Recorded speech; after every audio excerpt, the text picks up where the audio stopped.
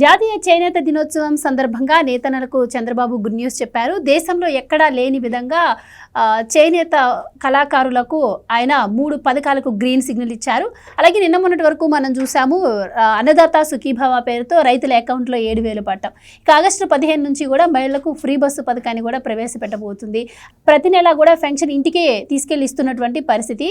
మరి ఈ విధంగా రాష్ట్రంలో సంక్షేమ పథకాలు అమలవుతుంటే మరోపక్క జగన్మోహన్ రెడ్డి గారు మనం చూసాం సూపర్ 6 లేదు, సూపర్ 7 లేదు, సంక్షేమ పథకాలను మేము అమలు చేసినట్టు ఏ రాష్ట్రంలో ఏ ముఖ్యమంత్రి కూడా అమలు చేయలేదని ఆయన చెప్పడం, అలాగే సంక్షేమ పథకాలకు ఆయనే పేటెంట్ హక్కుదాడిగా మాట్లాడటం మనం చూస్తున్నాం. సో ఎవరి హయాంలో మరి ప్రజలకు మేలు జరిగింది, ఎవరు సంక్షేమ పథకాలను అమలు చేస్తున్నారు, కేవలం సంక్షేమ పథకాలే ముఖ్యమా, అభివృద్ధి ముఖ్యం లేదా, మరి దీని గురించి జగన్మోహన్ రెడ్డి గారు ఎందుకు మాట్లాడరు?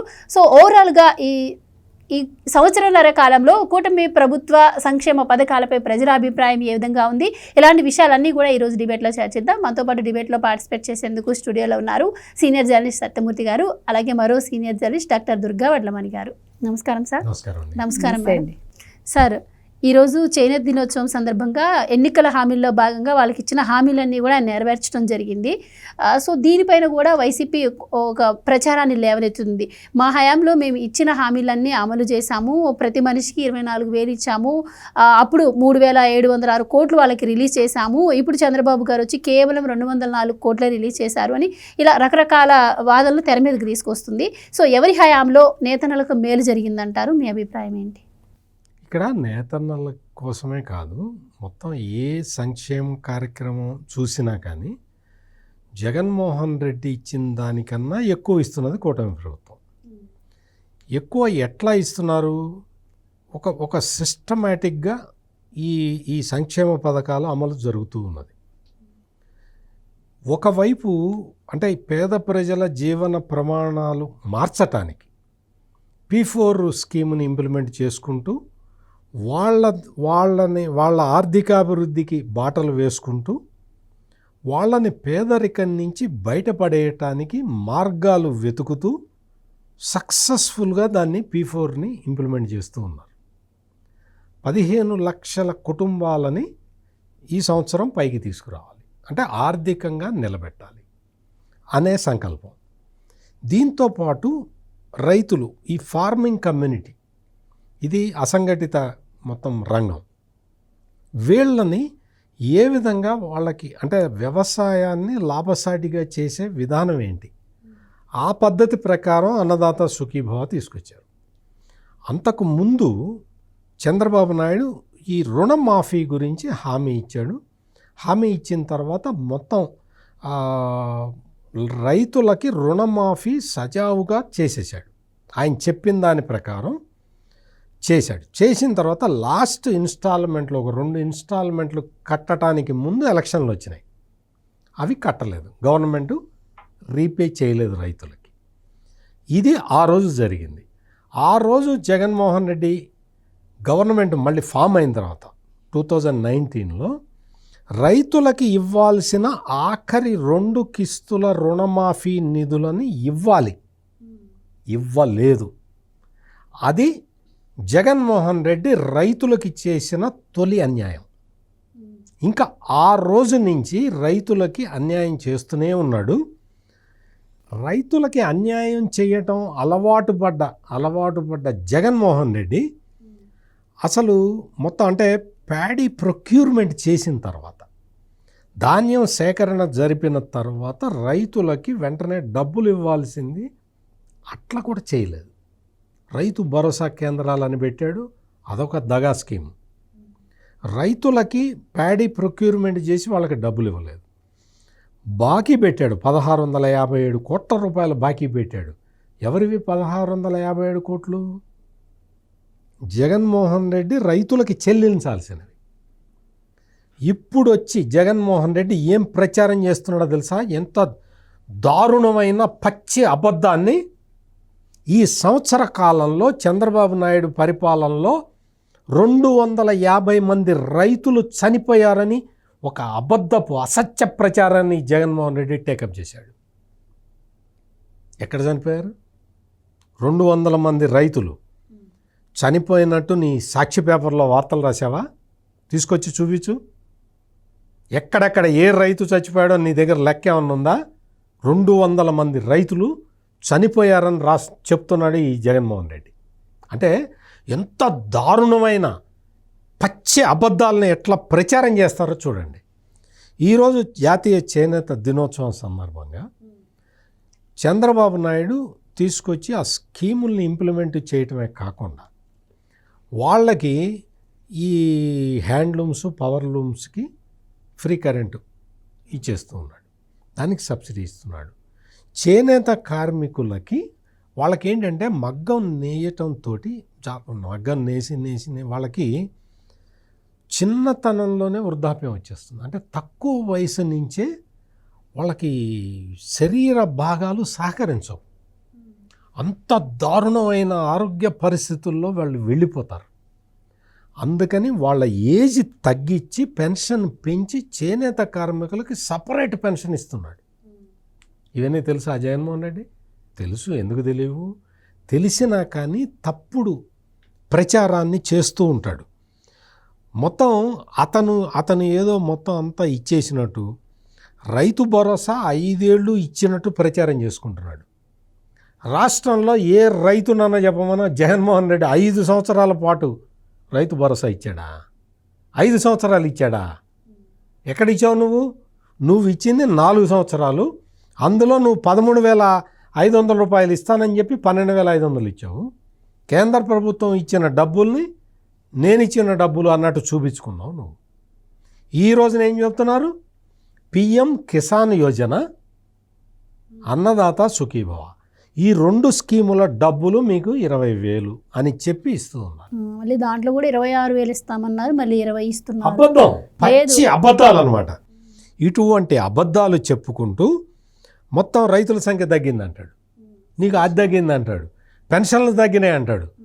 పెన్షన్లు దాదాపుగా జగన్మోహన్ రెడ్డి 5 సంవత్సరాలు సామాజిక భద్రతా పెన్షన్లు 5 సంవత్సరాల కాలంలో నాకు ఓటేయలేదు అని చెప్పి 18 లక్షల పెన్షన్లను ఆపేశాడు. మాకు దివ్యాంగులు ఏం మోసం చేశారు నిన్ను జగన్మోహన్ రెడ్డి? దివ్యాంగులకు కూడా పెన్షన్ ఆపాడు ఈ జగన్మోహన్ రెడ్డి. ఎక్కువ పెన్షన్ ఇవ్వాల్సి వస్తున్నదని. అటువంటి జగన్మోహన్ రెడ్డి వచ్చి ఈ రోజున సంక్షేమం గురించి చెప్తాడు. తనేమో నేను అప్పు చేసి సంక్షేమం చేశానని చెప్తాడు. ఇక్కడికి వచ్చి చంద్రబాబు నాయుడు ప్రభుత్వం అప్పులు చేస్తుంది అంటాడు. అప్పులతోటి సంక్షేమం చెయ్యట్లేదు చంద్రబాబు నాయుడు. చంద్రబాబు నాయుడు అప్పులు చేసిన వాటిని మౌలిక సదుపాయాల కోసం వాడుతున్నాడు. అంటే క్యాపిటల్ ఎక్స్పెండిచర్ కోసం వాడుతున్నాడు. అప్పు చేసి పప్పు బెల్లాలు తినే పని చంద్రబాబు నాయుడు చెయ్యడు. ఎందుకంటే ఆయన ఎకనామిక్స్ స్టూడెంట్ కాబట్టి, ఆయనకి ఎకనామిక్స్ గురించి బాగా తెలుసు కాబట్టి ప్రజల జీవన ప్రమాణాలు మెరుగు కావటానికి ఏ విధంగా చేయాలో అట చేస్తాడు. Jaganmohan Reddy 10th class first class, intermediate first class, degree ఏం సబ్జెక్ట్ చదివాడో తెలియదు కానీ ఫస్ట్ క్లాస్ కాబట్టి జగన్మోహన్ రెడ్డికి అవన్నీ తెలియవు, ఎకనామిక్స్ తెలియవు. ఇది ఇక్కడ మెయిన్ డిఫరెన్సు. ఇక్కడ సంక్షేమ పథకాలు పక్కడబందీగా అమలు జరుగుతున్నాయి.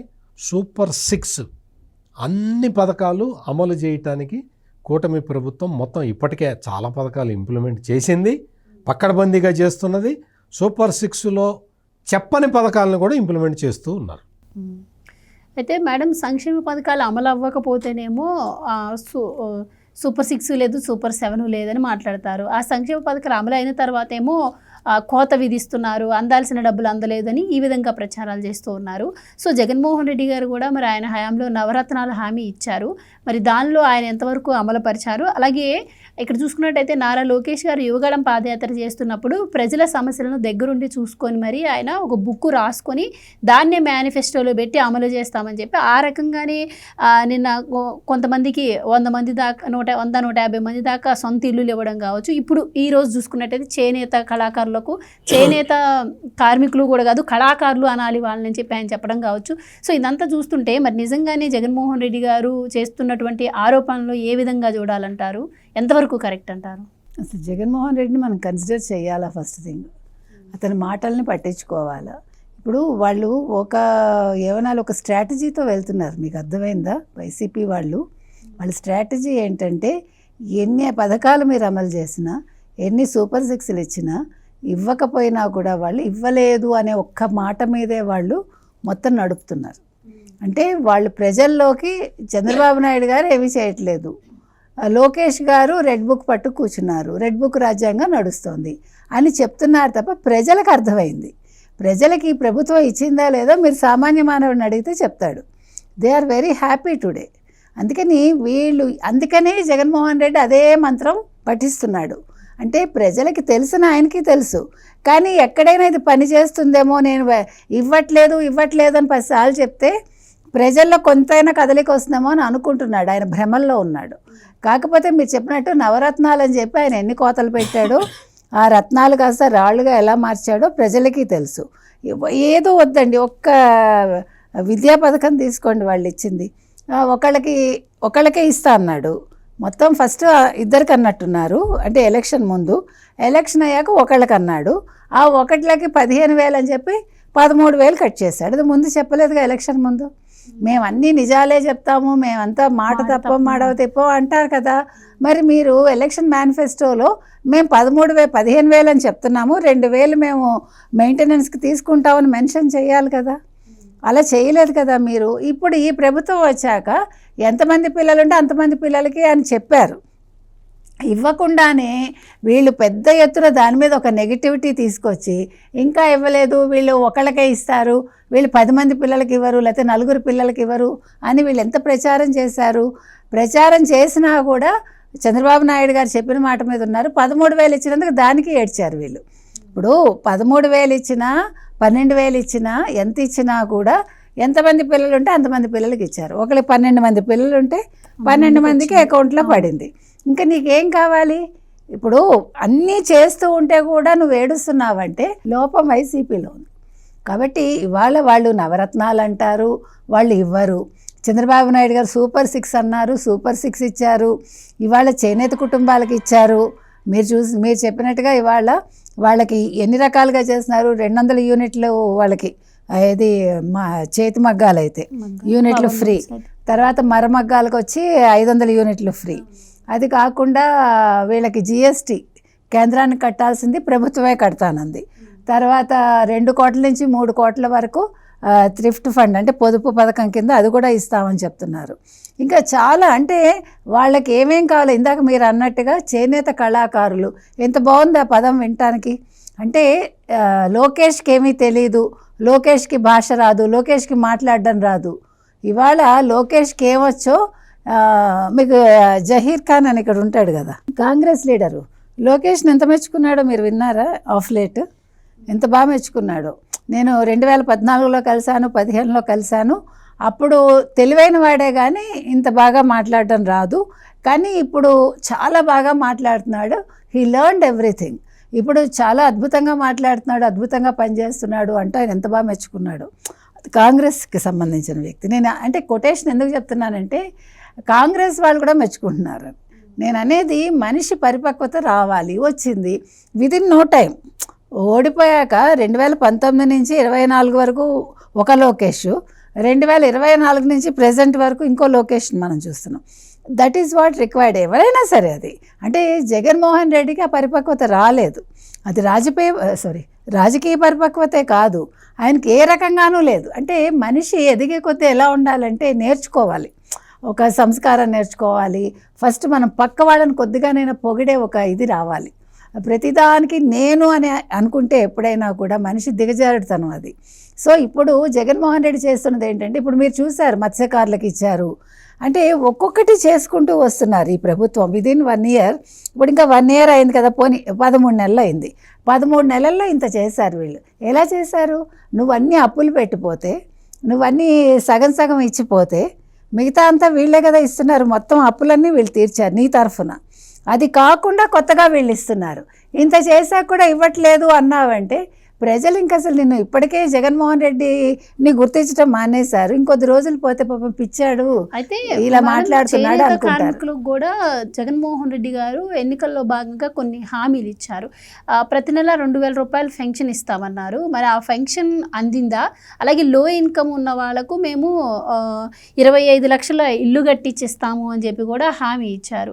ఆ తర్వాత ఇంకో విషయానికి వస్తే ఈ చేనేత కార్మికులు ఎవరైతే ఉన్నారో వీళ్ళకి 1 లక్ష రూపాయలు రుణం ఇస్తాము, వడ్డీ తక్కువలో ఇస్తాము, లేదంటే వడ్డీ తీసేసి ఇస్తాము అని కూడా చెప్పడం జరిగింది. సో ఆయన హామీలను ఎంతవరకు నెరవేర్చారు? అదే దాని మీద ఇందాక మేడం చెప్పారు కదా, థ్రిఫ్ట్ ఫండ్ అంటే అదే, దానికి సంబంధించే ఆ రుణాలు ఇచ్చేది.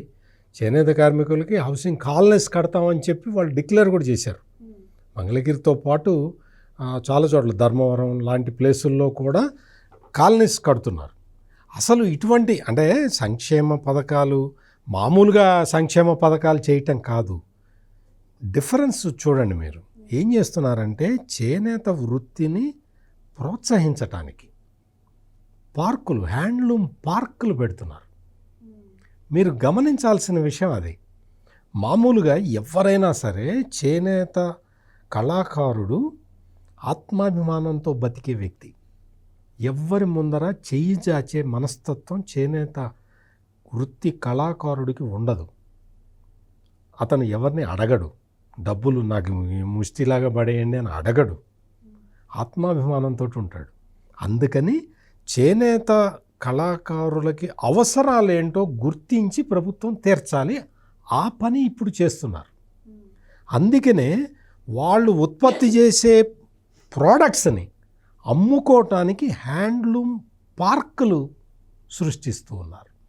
అది అంటే వాళ్ళ సంపాదన మీద వాళ్ళు నిలబడేలాగా, at the same time government నుంచి ఫ్రీ కరెంటు ఇవ్వటం కానీ, వాళ్ళకి పెన్షన్లు 50 సంవత్సరాలు దాటిన చేనేత కార్మికులకి పెన్షన్లు పెంచటం కానీ, ఇటువంటి కార్యక్రమాలన్నీ చేస్తున్నారు. ఇళ్ళు కట్టిస్తూ ఉన్నారు. ఇటువంటివన్నీ ఏంటి అంటే మీకు ఒక వృత్తిని, ఒక హస్తకళని నిలబెట్టడం చాలా కష్టము. అటువంటి కష్టసాధ్యమైన విషయాన్ని తలకెత్తుకొని చేస్తున్నారు. ఏదో పెన్షన్ ఇచ్చేసాం, ఏదో మేము వడ్డీ లేని రుణం ఇచ్చాం అని కాదు. హ్యాండ్లూమ్ పార్కులు పెట్టడం అనేది ఇక్కడ మనం చాలా గమనించాల్సిన విషయం. మీకు అంతకుముందు చంద్రబాబు నాయుడు సమైక్యాంధ్రలో ముఖ్యమంత్రిగా ఉన్నప్పుడే డ్వాక్రా సంఘాలని పెట్టి గ్రామీణ ఉత్పత్తుల్ని పెంచాడు, గ్రామీణ ఆర్థిక వ్యవస్థని చైతన్యవంతం చేశాడు. ఇప్పుడు జరగబోతున్నది కూడా ఆంధ్రప్రదేశ్లో, విభజిత ఆంధ్రప్రదేశ్లో జరుగుతున్నది కూడా మీరు నెక్స్ట్ చూడండి. విత్ ఇన్ నో టైం, అత్యంత స్వల్ప కాలంలోనే ఈ హ్యాండ్లూమ్ పార్కులన్నీ కూడా స్వయం ప్రతిపత్తితోటి మారిపోతాయి. చేనేత కార్మికులు తమ ఉత్పత్తుల్ని అంతర్జాతీయ మార్కెట్లో అమ్ముకోవటానికి వీలుగా బేస్ తయారు చేసి పెడుతూ ఉన్నారు. ఇది జరుగుతున్నది. ఎవరో మధ్య దళారీ వచ్చి చేనేత ప్రోడక్ట్స్ని అమ్మటం కాదు, వాళ్ళంతటా వాళ్లే అమ్ముకునేలాగా చేస్తున్నారు. లోకేష్ గారు హామీకు జాతీయ స్థాయి హోదా తీసుకొస్తాను చేనేత ఎగ్జాక్ట్లీ. అని చెప్పి సో ఇవన్నీ జరుగుతూ ఉన్నాయి. అందుకని మీకు జాతీయ చేనేత దినోత్సవం జరపటానికి పూర్తి అర్హత ఉన్న ప్రభుత్వం కూటమి ప్రభుత్వం. ఎందుకు అంటే వాళ్ళంత సంక్షేమం చూపిస్తున్నారు కాబట్టి. ఇక్కడ జగన్మోహన్ రెడ్డి విషయాన్ని ప్రస్తావించాల్సిన అవసరం లేదని దుర్గా గారు చెప్తుంటారు. కానీ మనం మరి దీపావళి జరుపుకోవాలంటే నరకాసురుడిని తలుచుకోకుండా ఎట్లుంటాం? అందుకని కంపల్సరీగా తలుచుకోవాలి. ఇక్కడ ఈ జగన్మోహన్ రెడ్డి చెప్తున్నాడు మొత్తం సంక్షేమం ఎక్కడ జరగట్లేదు, మొత్తం నేనే చేస్తున్నాను, నేను చేసిందే సంక్షేమం, అసలు వీళ్ళందరూ కూడా సంక్షేమం చేయట్లేదు, కూటమి ప్రభుత్వం అసలు చేయట్లేదు అని చెప్తున్నాడు కదా. జగన్మోహన్ రెడ్డి గారు ఏం చేయాలంటే, ఆయన ఇటీవల ఒక ప్రోగ్రాం పెట్టాడు, రీకాలింగ్ చంద్రబాబు మేనిఫెస్టో అని ప్రోగ్రాం పెట్టాడు. నేను కూడా అదే అడగబోతున్నా. ఇప్పుడు పెట్టి వాళ్ళ సైన్యాన్ని తోలుతున్నాడు, ప్రతి ఇంటికి వెళ్ళి మీరు అడగండి అని. ఇప్పటికి నేను ఒక 100-200 వీడియోలు చూసి ఉంటా. తల్లికి వందనం అన్నారు, ఇచ్చారమ్మా అని అడిగితే మాకు ఇచ్చారు, మీరు ఒక పిల్లాడికి ఇచ్చారు, చంద్రబాబు ఇద్దరు పిల్లలు, నాకు ముగ్గురు పిల్లలు ఉన్నారు, ముగ్గురికి ఇస్తున్నారు అని చెప్తున్నారు. ఏమ్మా పక్కా ఇల్లు అంటే మీరు ఇవ్వలేదు, మీరు మీ వాళ్ళకి ఇచ్చుకున్నారు, చంద్రబాబు నాయుడు అందరికీ ఇస్తున్నాడు అని చెప్తున్నారు. మొత్తం పెన్షను మేము నువ్వు 250 పెంచావా ఆ సంవత్సరానికి, చంద్రబాబు నాయుడు ఆల్రెడీ 1000 రూపాయలు పెంచాడు, ఇచ్చేస్తున్నాడు, 1వ తారీఖు ఇచ్చేస్తున్నాడు. అంటే జగన్మోహన్ రెడ్డి రీకాలింగ్ చంద్రబాబు మేనిఫెస్టో అనే ప్రోగ్రాం పెడితే ప్రజలు నిజంగా కూడా రీకాల్ చేసుకుంటున్నారు. జగన్మోహన్ రెడ్డి మనకి ఎంత అన్యాయం చేశాడు, ఎంత ద్రోహం చేశాడు, చంద్రబాబు నాయుడు ఈ 1 ఇయర్లోనే ఎంత మేలు చేశాడు అనేది చెప్తూ ఉన్నారు. జగన్మోహన్ రెడ్డి తన ఇంటికి వాళ్ళందరి ఇళ్ళకి పంపించాడు కదా తన సైన్యాన్ని, ఆ సైన్యాన్ని మళ్ళీ పిలిచి ఒకసారి మీటింగ్ పెట్టుకోవాలి. తాడేపల్లిలో చాలా పెద్ద ప్యాలెస్, ఏసీ రూమ్ ఒకటి ఉంటుంది, ఆ రూమ్లోనే ఈ మీటింగ్. మొన్న అంతకు ముందర రౌడీ షీటర్లతోటి మీటింగ్ పెట్టాడు, తర్వాత మొన్న లాయర్లతోటి మీటింగ్ పెట్టాడు, ఇట్లా అన్ని మీటింగులు అక్కడే పెడుతూ ఉంటాడు. అక్కడ మళ్ళీ ఈ సైన్యాన్ని అన్నీ పిలిచి ఏమైందా మీ ఫీడ్బ్యాక్ ఏంటి, సైన్యం అంటే ఏదో 100,000 అనుకుంటారు, ఆ పదం కొంచెం నియోజకవర్గానికి 2-3 తిరుగుతున్నారు, వాళ్ళకే చేదు అనుభవాలు ఎదురవుతున్నాయి. జగన్మోహన్ రెడ్డి వాళ్ళని పిలిచి అడుగు, మా సంక్షేమ పథకాలు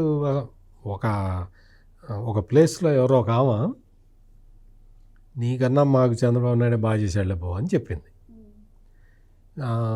అతను ఏమడిగాడంటే, మేము అప్పుడు రేషన్ బియ్యం మేము వ్యాన్లో వేసి పంపించేవాళ్ళం కదా, అప్పుడు బాగుందా, ఇప్పుడు దుకాణంకి వెళ్ళి తెచ్చుకోవాలి కదా, ఇప్పుడు బాగుందా అని అడిగాడు.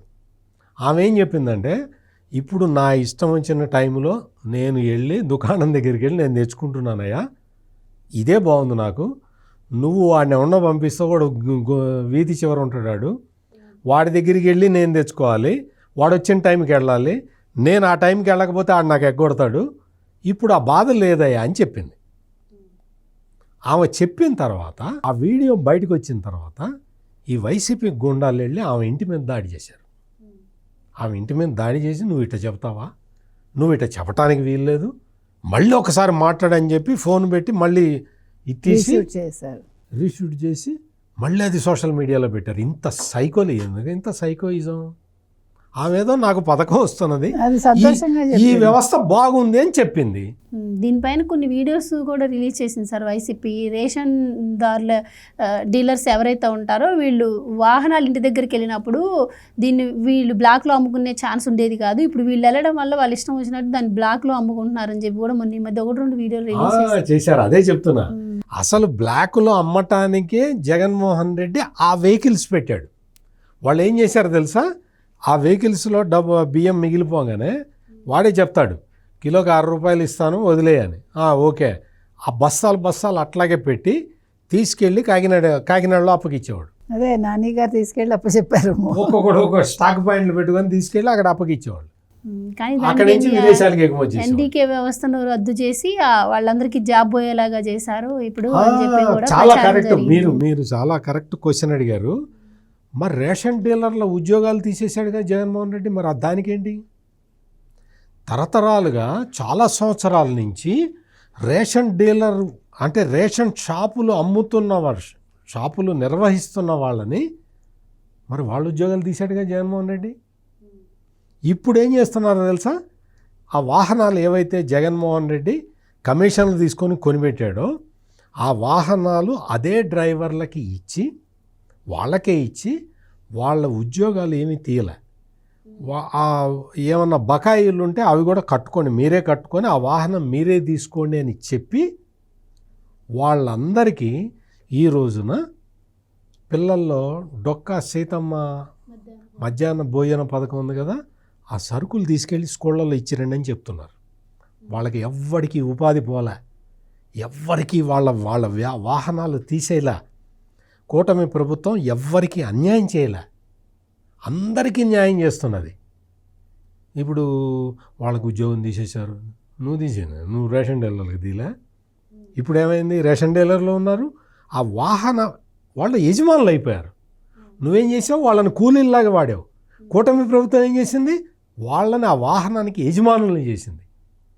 ఇది డిఫరెన్స్. జగన్మోహన్ రెడ్డికి చంద్రబాబు నాయుడికి డిఫరెన్స్ ఇది. మేము పేజీలు నెరవేర్చలేని హామీలు కాదు, ఒకటే పేజీ మా మేనిఫెస్టో ఉంది, మేనిఫెస్టోలో ఏమైతే ఇచ్చామో అది 99% మేము నెరవేర్చామని చెప్పి మేము ప్రజల్లోకి వెళ్ళి చెప్పగలం, ఇదిగో మా మేనిఫెస్టో అని మేము చూపించగలం, మీకు ఆ దమ్ముందా అని చెప్పి చంద్రబాబు గారికి జగన్మోహన్ రెడ్డి గారు సవాల్ విసిరారు. సో అందులో భాగంగానే రీకాలింగ్ మేనిఫెస్టో అని చెప్పి కూడా ఆయన పిలుపునివ్వడం జరిగింది. సో మరి అది పిలుపునిచ్చిన దగ్గర నుంచి కూడా ఎక్కడ వైసీపీకి సంబంధించిన నాయకులు ప్రజల్లోకి వెళ్తున్నట్టయితే కనిపించట్లేదు. ప్రజల నుంచి వస్తున్న స్పందన ఏ విధంగా ఉంది? నిజంగానే వాళ్ళు 99% హామీలను నెరవేర్చారంటారా? సరేనబ్బా, వాళ్ళు 99% అమలు చేశారు కదా, మరి 11 సీట్లకు ఎందుకు పడిపోయారు? వాళ్ళు 99% మేనిఫెస్టో చెప్పాడు కదా, మా మేనిఫెస్టో బైబిలు, ఓ భగవద్గీత, ఓ ఖురాను ఎక్కడైనా పెట్టుకోవచ్చు, ప్రతి ఆఫీసర్కి ఇచ్చాము, ప్రతి ఐఏఎస్ ఆఫీసర్ పెట్టుకోడు, దేనికి పెట్టుకోడు, 4 గీసుకున్నాడు. ఏం మాట్లాడతాడండి? ఇప్పుడు నువ్వు 99% నువ్వు అమలు చేసి ఉంటే ఇవాళ చంద్రబాబు నాయుడు గారికి ఎందుకు ఇచ్చారు వాళ్ళు పట్టా? ఎందుకు ఆయన కూర్చోబెట్టారు ముఖ్యమంత్రిగా? ఇవాళ దమ్ముంటే జగన్మోహన్ రెడ్డిని ఒక్కసారి కడప మొత్తం తిరగమనండి, ఇంకా ఏ నియోజకవర్గం వద్దు, నేను అడుగుతున్నా. ఇవాళ ఆయనంతటా ఆయన ఒక మామూలు ఒక్క వెహికల్ పెట్టుకుని, దయచేసి 10 మందిని పెట్టుకోకుండా, దమ్ముంటే ఒక 2 బాడీ గార్డులను పెట్టుకుని ఒక్కొక్క ఇంటికి వెళ్ళి, అమ్మా నేను పథకాలు ఇచ్చానా, అమ్మా నేను పథకాలు ఇచ్చానా అని అడగమనండి. ఆ దమ్ముందా? మనం ఛాలెంజ్ చేస్తున్నాం. ఇప్పుడు అన్నాడు కదా రీకాలింగ్ మేనిఫెస్టో అన్నాడు కదా, ఇవాళ మనం అడుగుతున్నాం. నువ్వు వెళ్ళి అడుగు జగన్మోహన్ రెడ్డి, నువ్వు 99% అమలు చేసావు కదా, ప్రజలను వెళ్ళి అడుగు. వాళ్ళు ఒక్కళ్ళు నువ్వు అమలు చేసావు అని చెప్తే అప్పుడు మాట్లాడు మాతో, అప్పుడు నువ్వు ఇలాంటి ఛాలెంజ్లు విసురు. నువ్వు చెయ్యలేదు కాబట్టి నువ్వు సగం తినేసావు, నీ అదృష్టం కొద్దీ కరోనా వచ్చింది, అదో 1.5 year నువ్వు గడిపేశావు ఏమి ఇవ్వకుండా. నీకు అన్నీ ఏదో దరిద్రుడి పెళ్ళికి వడగళ్ళవానని అన్నీ ఆయనకి అట్లా కలిసి వస్తాయి, పనికి మాలినవన్నీ. కాబట్టి ఇప్పుడు 5 ఏళ్ళు అంటాడండి. ఫస్ట్ వచ్చాక ఒక 10 నెలలు ఏమీ చేయలేదు ఆయన, 10 నెలలు పైగానే. ఆ తర్వాత కొద్దిగా మొదలుపెట్టాడు, కరోనా వచ్చింది. కరోనా అని చెప్పాడు, ఒక 1.5. కరోనా టైంలో కూడా సంక్షేమం ఆపని ప్రభుత్వం మాది అని చెప్పి. సంక్షేమం ఎవరికి ఇచ్చాడు? ఎవరికి ఇచ్చాడు? నీకు కావాల్సిన వాళ్ళకి ఇచ్చుకున్నావా, లేకపోతే నీ ఇంట్లోకి పంపించుకున్నావా? కథలు చెప్పొద్దానండి, విజువల్స్ చూపించమనండి దమ్ముంటే. కరోనా వచ్చినప్పుడు అండి జగన్మోహన్ రెడ్డి చాలా అసలు డిస్టర్బ్ అయిపోయాడు. ఎందుకు అనేది మరి అప్పుడు అర్థం కాల. ఈ లిక్కర్ కుంభకోణం బయటకు వచ్చిన తర్వాత అర్థమైంది.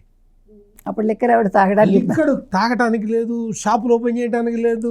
ఈ దరిద్రపు కరోనా వల్ల నా ప్రాఫిట్ ఎంత పోయింది అని 10,000 కోట్లు నష్టమేమో సార్. అదే ఏడుపు. అందుకని కరోనా వల్ల ఎక్కువ నష్టపోయిన వ్యక్తి ఎవరైనా ఉన్నారు అంటే జగన్మోహన్ రెడ్డి. లిక్కర్ సేల్స్ తగ్గిపోయినాయి, షాపులు తెరవడానికి వీల్లేదు, ప్రాఫిట్ రాలేదు. నెలకే 60 కోట్లు రావాలి కదా, అది తగ్గిందని కరోనాని తిట్టుకున్నాడు జగన్మోహన్ రెడ్డి. ఇప్పుడు 720 కోట్ల అందాజా ఆయనకి నష్టం వచ్చింది కదా కరోనా వల్ల. అంటే ఓన్లీ లిక్కర్ అమ్మకాలు ఆయన నెలలో వచ్చే మామూలు చెప్తున్నాం మనం. కాబట్టి ఆయన నిజంగా 99% అమలు చేస్తుంటే ఇవాళ ఇంట్లో కూర్చుని ఇట్లాగా కూటమి ప్రభుత్వాన్ని అంటే దుమ్మెత్తిపోయాడు. ఈ దుమ్మెత్తిపోయడమే ఒక రకంగా. చంద్రబాబు గారు నేను చాలా అనుభవజ్ఞుని, సీనియర్ రాజకీయ నేతని అని చెప్తూ ఉంటారు కదా, మరి ఈ సంవత్సర కాలంలోనే ఆయన 3.42 లక్షల కోట్లు అప్పు చేశారు. జగన్మోహన్ రెడ్డి గారు 5 ఏళ్లలో కూడా 1.45 లక్షల కోట్లే అప్పు చేశారు. మరి అంత అనుభవజ్ఞులైన రాజకీయ నేత అంత అప్పులు చేసి కూడా సంక్షేమ పథకాలను ఎందుకు కోతలు విధిస్తూ అనుకున్న స్థాయిలో అమలు చేయలేకపోతున్నారు అని చెప్పి కూడా మాట్లాడుతున్నారు. నువ్వెందుకు కోతలు విధించావు? నెంబర్ 1. నెంబర్ 2, నువ్వు అప్పులు చేసి నువ్వు చూపించింది కొంత, నువ్వు చేసిన అప్పులు అలాగే ఉన్నాయి. జగన్మోహన్ రెడ్డి చేసిన అప్పులు అలాగే ఉన్నాయి. ఆయన వెళ్ళే టైంకి ఒక్కొక్క శాఖలో ఎంత అప్పులు పెట్టెళ్ళాడో అడగండి. ఆ అప్పులన్నీ తీరిస్తేనే ఇవాళ ఇంత అప్పులు అయ్యాయి. మళ్ళీ తడిపి మోపెడవడం అంటాం చూడండి. ఇవాళ ఈ ప్రభుత్వం నువ్వు చేసిన అప్పులకి దాని వడ్డీలకి కట్టి ఈ ప్రభుత్వం ఇలా ఉంది 1 yearలో. అయినా కూడా ఇంత సంక్షేమాలు చేసింది, అది మర్చిపోకు నువ్వు. అయినా నువ్వు చంద్రబాబు నాయుడిని ప్రశ్నించడం కాదు, ప్రజల్లోకి వెళ్ళి ప్రజలను అడుగు. చంద్రబాబు నాయుడు గారు మీకు ఏమేం చేశారు, ఏమేం చేయలేదని అడగమనండి, వాళ్ళే చెప్తారు సమాధానం. మళ్ళా జగన్మోహన్ రెడ్డి అక్కడ నిల్చుంటే ఒట్టు, ఒక్క 10 మంది దగ్గరికి వెళ్ళి ధైర్యంగా అడగమనండి. కాలు సత్తువ కొద్ది పరిగెట్టడం అంటాం చూడండి, అట్లా పరిగెడతాడు ఆయన. కాబట్టి జగన్మోహన్ రెడ్డికి ఇవాళ ఏం జరిగిందంటే ఏం పని పాట లేదు.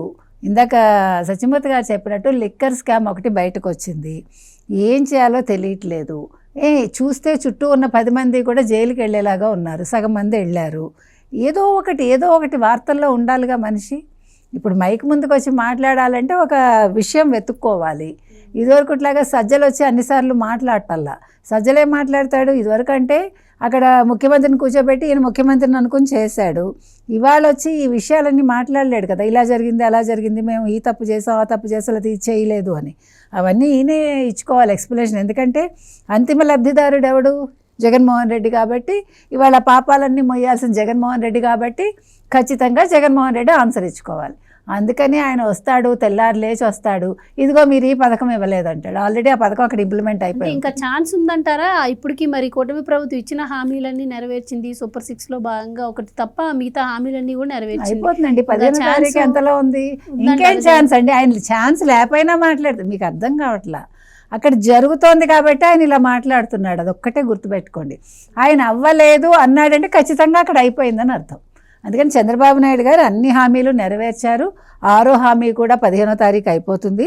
ఈలోగా అవి కాకుండా మత్స్యకారులకి, వాళ్ళ చేనేత కార్మికులకి, రైతులకి, ఇంకా ఎవరికెవరికి ఇవ్వలేదు అన్నీ ఓపెన్గా ఇస్తున్నారు. మీలాగా కేంద్ర ప్రభుత్వాన్ని చెప్పకుండా దాచేసి నేనే ఇచ్చానని చెప్పట్లేదుగా, క్లియర్గా వాళ్ళు రాసి అక్కడ పెట్టించారు. అందుకని ఇది అంటే పారదర్శకత పరిపాలనలో అంటే చంద్రబాబు నాయుడు గారిది. మనం పారిపోవడంలోనూ తర్వాత దాచుకోవడంలోనూ దోచుకోవడంలోనూ ఉండే ప్రభుత్వం ఏదయ్యా అంటే మన వైసీపీ, ముఖ్యంగా జగన్మోహన్ రెడ్డి గారి ప్రభుత్వం. కాబట్టి ఇవాళ జగన్మోహన్ రెడ్డి గారు ఏడుస్తున్నారు అంటే ఖచ్చితంగా ఇప్పుడు కూటమి ప్రభుత్వంలో ప్రజలు బాగున్నారు, ప్లస్ వాళ్ళకి పథకాలు అందుతున్నాయి అనేది మీరు సంపూర్ణంగా అర్థం చేసుకోవచ్చు. ఇక్కడ బడ్జెట్లో కొన్ని ప్రొవిజన్స్ పెట్టుకుంటారు. అంటే కేంద్రం నుంచి వచ్చేది ఇంత, కేంద్రం గ్రాంట్ రూపంలో ఇంత ఇస్తుంది, మనం ఎక్స్టర్నల్ బారోయింగ్స్ ఇంత తెచ్చుకోవాలి అని ఒక ఫిగర్ పెట్టుకొని బడ్జెట్ ప్రసంగం తయారు చేసుకుంటే దాన్ని ఆర్థిక మంత్రి అసెంబ్లీలో చదువుతాడు, అంతే కదా. ఆ ఫిగర్ను పట్టుకొని జగన్మోహన్ రెడ్డి 1,75,000 కోట్లు ఆల్రెడీ అప్పు చేసేసాడు అని చెప్తాడేంటి? నీకు బడ్జెట్ పెట్టి ఎప్పుడైంది, ఎప్పుడు పెట్టారు, సంవత్సరం ఎంత గడిచింది, నీకు ఎంత అయింది, ఎంత అప్పు తెచ్చారు? నీకు కావాలంటే నువ్వు ఒక ఎమ్మెల్యేగా నువ్వు అడిగితే వాళ్ళు చెప్తారు కదా. అంటే నేను మళ్ళీ అసెంబ్లీకి వెళ్ళనండి, నాకు అసెంబ్లీకి వెళ్ళే అలవాటు లేకపోయా. నీకు బడ్జెట్లో ప్రొవిజన్ పెట్టు, అంచనా వేయమంటారు కదండి, అంచనా వేయాలి చెప్తారు. ఈ ప్రొవిజన్ పెట్టుకొని మేము అప్పు చేయటానికి ఇంత సౌకర్యం పెట్టుకున్నాము అని చెబితే నువ్వు దాన్ని చూపించి ఆల్రెడీ తీసేసుకున్నారు అంటావు. నువ్వు ఒక రాష్ట్రానికి ముఖ్యమంత్రిగా పనిచేసావు, నీకు కొంత బేసిక్ నాలెడ్జ్ ఉండాలి.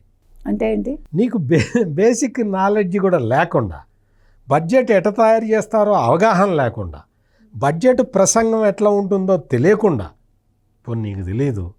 నిన్న డోన్ వెళ్ళొచ్చావు కదా, బుగ్గన రాజేంద్రనాథ్ రెడ్డి కొడుకు పెళ్ళికి వెళ్ళొచ్చావు కదా, అప్పుడు ఆ బుగ్గన్న ఏందయ్యా నువ్వు మరి ఇన్ని లక్షల కోట్లు అప్పు చేసేసారా వీళ్ళు, బడ్జెట్ స్పీచ్లో అట్లా ఉంది, మరి నిజంగా చేసి ఉంటారంటావా అని అడగాలి కదా. అతనికి తెలియదులే, అతనికి ఏం తెలుస్తుంది, కానీ మరి ఇద్దరు కూర్చొని క్లారిఫికేషన్ అన్న తెచ్చుకోవాలి.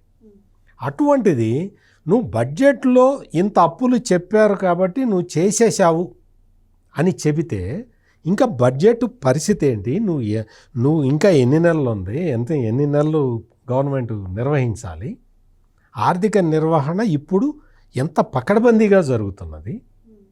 నువ్వు ఎఫ్ఆర్బిఎం లిమిట్స్ని దాటకుండా నువ్వు నీ 5 సంవత్సరాల కాలపరిమితిలో ఏ ఒక్క నెలైనా నువ్వు ప్రభుత్వాన్ని నిర్వహించగలిగావా జగన్మోహన్ రెడ్డి? నేను చాలా క్లియర్గా అడుగుతున్నా. నువ్వు ఎఫ్ఆర్బిఎం లిమిట్స్ని అతిక్రమించకుండా నీవు ప్రభుత్వ ఆర్థిక వ్యవస్థని నువ్వు నడపగలిగావా? Simple straight single question. లేదు, ప్రతి నెల ఎఫ్ఆర్బిఎం లిమిట్స్ దాటి నువ్వు కేంద్రం దగ్గరికి వెళ్ళి ఎంత ఇదంటే సచివాలయాన్ని జగన్మోహన్ తాకట్టు పెట్టారంటే ఇంక ఇవన్నీ మొత్తం అదే మాట్లాడుకోవాల్సిన అవసరం కూడా చెబుతాను మీ ఏమీ లేదు సార్. మొత్తం అంతే మొత్తం ఏదైనా సరే ఆ కరోనా టైంలో 0.5% పెంచారు ఎఫ్ఆర్బిఎం లిమిట్ పెంచుతాము అంటే అది పెంచి మహర్భాగ్యం అని చెప్పి అంతా వాడుకున్నాడు. అసలు నువ్వు ఏ రోజైనా ఎఫ్ఆర్బిఎం రూల్స్ని ఫాలో అయ్యావా? నీకు అసలు ఎఫ్ఆర్బిఎం అంటే తెలుసా? చంద్రబాబు నాయుడు 2014-19 మధ్యకాలంలో ఫైనాన్షియల్ డిసిప్లిన్ ఉండటానికి ఆయన పెట్టిన ఆటోమేటిక్ వ్యవస్థని నువ్వు చెడగొట్టావా లేదా? నువ్వు ప్రతి వ్యవస్థని అంటే ఫిజికల్ మానిటరింగ్ సిస్టమ్ని నువ్వు చెడగొట్టావా లేదా? కాంట్రాక్టర్ ఎవరైనా బిల్లు అప్లై చేసుకుంటే ఆటోమేటిక్గా first come first served basis మీద చంద్రబాబు నాయుడు ప్రభుత్వం కాంట్రాక్టర్లకి బిల్లులు చెల్లిస్తుంది. నువ్వు దాన్ని చెడగొట్టావా లేదా? నువ్వేం చేసావు? నీకు కావాల్సిన వాళ్ళకి ఇప్పుడు తెలంగాణలో ఇప్పుడు మంత్రిగా ఒక ఆయన ఉన్నాడు, ఆయనకి బిల్లులు ఇవ్వటానికి మిగిలిన కంపెనీలన్నిటికీ ఎగ్గొట్టి ఇప్పుడు తెలంగాణలో మంత్రిగా ఉన్న ఆయనకి దోచిపెట్టాడు ఈ జగన్మోహన్ రెడ్డి. ఇప్పుడు వచ్చి సంక్షేమం లేదు అప్పులు పెరిగిపోతున్నాయి అంటాడు. అప్పులు పెరుగుతున్నా లేదు చూసుకో, జాగ్రత్త చూసుకో, తెలుసుకొని మాట్లాడు.